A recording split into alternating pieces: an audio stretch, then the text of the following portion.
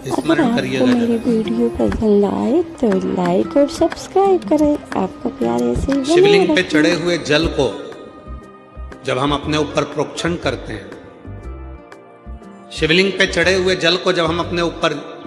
छींटते हैं, शिवलिंग पे चढ़े हुए जल को जब हम आचमन करते हैं और हम आचमन कर कर या प्रोक्षण कर कर अपने ऊपर छींट कर कहीं पर भी चले जाएं, किसी भी जगह पर चले जाएं, किसी से भी मिलने, किसी भी स्थान पर पहुंच जाएं, शिव महापुराण की कथा कहती है जब तक शंकर के शिवलिंग का जल तुम्हारे मस्तक पर चढ़ा रहता है, तुम्हारे कपड़े पर छुआ हुआ रहता है, तब तक तुम जिस से मिलते हो सभी को गंगा के स्नान का पुण्य फल प्राप्त होता रहे। 2-3 माताएं बैठकर शिव जी का पूजन कर रही,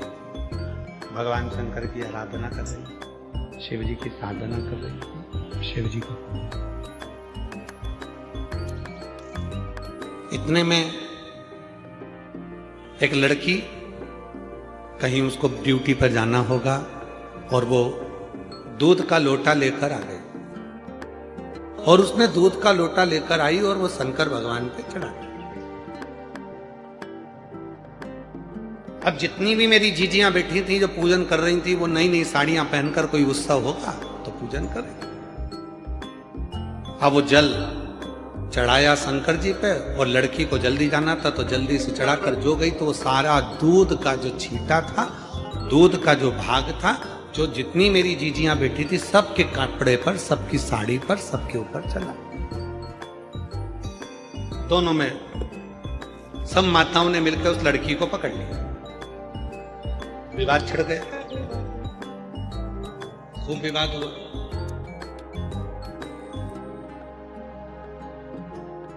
लड़की बोली मैंने जल दूध चढ़ाया, उसमें क्या गलती करी?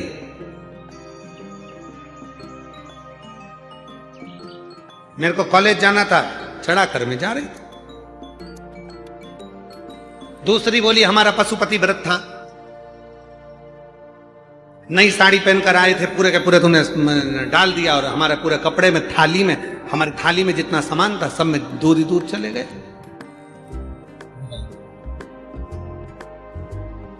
अब वो भी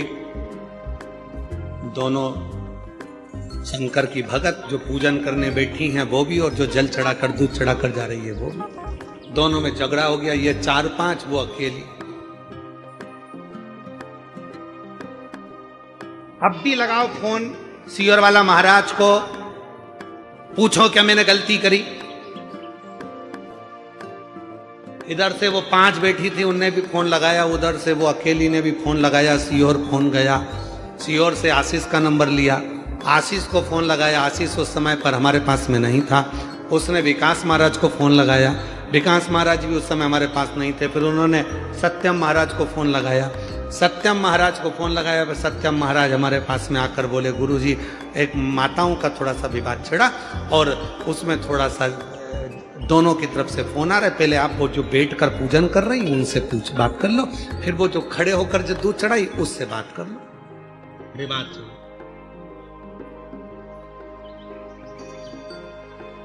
खड़े होकर जिसने दूध चढ़ाया वो कहने लगे मेरे को जल्दी जाना था, शिव जी पे दूध चढ़ा दिया, वो दूध इनकी थाली में चले गया, इनके कपड़ों पर चले गया, इनके ऊपर चले गया, तो ये मुझसे लड़ रही है।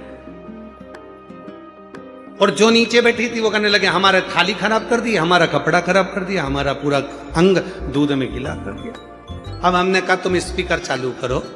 और स्पीकर चालू कर कर हमने कहा जितनी मेरी जीजियां बैठी हैं पूजन करने के लिए, अगर कोई ने दूध चढ़ाया है और वो चढ़ा हुआ दूध अगर देव अधिदेव महादेव का अपने शरीर पर आ जाता है तो कुमार खंड में श्री सेलम पर जब भगवान शंकर पहुंचे थे मां पार्वती को लेकर, और मां वीणा वादनी माता सरस्वती ने जब भगवान शंकर को दूध चढ़ाया था और सारे देवताओं के श्री विग्रह पर, श्री शैलम की भूमि पर जब देवताओं के शरीर पर पड़ गया था, उसी में से इंद्र को क्रोध आया था। तब स्वयं तुमरुका जी ने कहा था ए इंद्र क्रोध मत करो, जब शिव पर चढ़ा हुआ दूध अपने शरीर पर आता है तो शिव आशीर्वाद देते हैं कि दूधो नहाओ, पूतो फलो, तुम्हारी जिंदगी में खूब आगे बढ़ो। और तुम झगड़ा कर रहे हो, तुम विवाद कर। शंकर भगवान पर चढ़े हुए, और कई लोग कहते हैं गुरुजी वो शिव जी का चढ़ा हुआ जल जो हमारे मस्तक पर पड़ा हुआ है, हमारे कपड़े पर पड़ा हुआ है, वो तो सूख जाएगा, फिर भी किसी का स्पर्श करेंगे और उसको गंगा के स्नान का फल मिल जाएगा। ये जब जल सूख गया, जब जल समाप्त हो गया, तो फिर उसका फल कैसे मिले? शिव महापुराण की कथा कहती है, अपने कपड़े पर जब पानी का छींटा लग जाता है, अपने तन पर कहीं पानी की एक बूंद भी गिर जाती है, तो ध्यान देना, जब तक उस पर दूसरी बूंद ना पड़े तब तक वो स्थान पर उस बूंद का स्मरण, उस बूंद का स्थान बना ही रहता है। चाहे वो सूख जाए, चाहे वो चले, चाहे वो सूख जाए, वो बूंद का स्थान बना ही रहता है। शिव पर चढ़ा हुआ जल, भगवान शंकर पर चढ़ा हुआ जल जब हम प्रोक्षण करते हैं, शिव पर चढ़े हुए जल को जब हम अपने ऊपर छींट कर जाते हैं, शंकर पर चढ़े हुए जल का जब हम आचमन कर कर जाते हैं, तो जिस जिस से मिलते हैं, जिस जिस के करीब में जाते हैं, सबका उद्धार करते हैं, सबका कल्याण।